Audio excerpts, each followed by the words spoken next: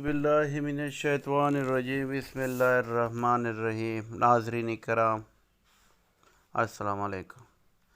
हज़रत मौलाना तानवी रहमतुल्लाह ने एक जगह बयान किया है कि इनके गांव में एक आदमी था, बड़ा आबिद था, लेकिन इल्म दीन से वाकिफ़ नहीं था।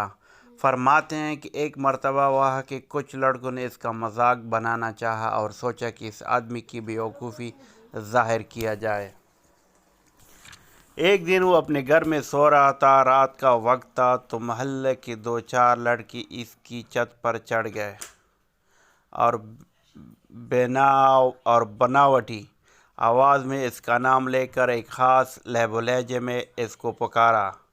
वो छौंका और पूछने लगा कि कौन है। एक लड़के ने आवाज़ बनाई और कहा कि मैं तुम्हारा खुदा बोल रहा हूँ। ये सुनती ही वो जाहिल उठकर बैठ गया। इसके बाद कहने लगा कि ऐ बारे तआला, क्या इरशाद फरमाते हैं। तो इसने कहा कि तेरी इबादत मुझे बहुत पसंद आ गई, इसलिए आज से हमने तेरे से नमाज माफ़ कर दी है। कहकर वो लड़के तो गायब हो गए। अब ये जाहिल आबिद समझा कि वाकई अल्लाह ताला की आवाज़ है, इसलिए इसको यकीन आ गया कि नमाज माफ़ हो गई। अब इसके बाद जो तहज्जुद थी वो भी ख़त्म, फ़राइज़ थे वो भी ख़त्म, नमाज के लिए मस्जिद को आना बंद कर दिया। इस तरह 2-4 दिन हो गए और वो नमाज को नहीं आया।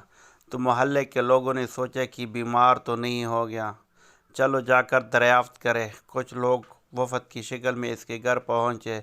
खैर खैरियत दरियाफ़्त करने के बाद पूछा कि तबीयत तो अच्छी है।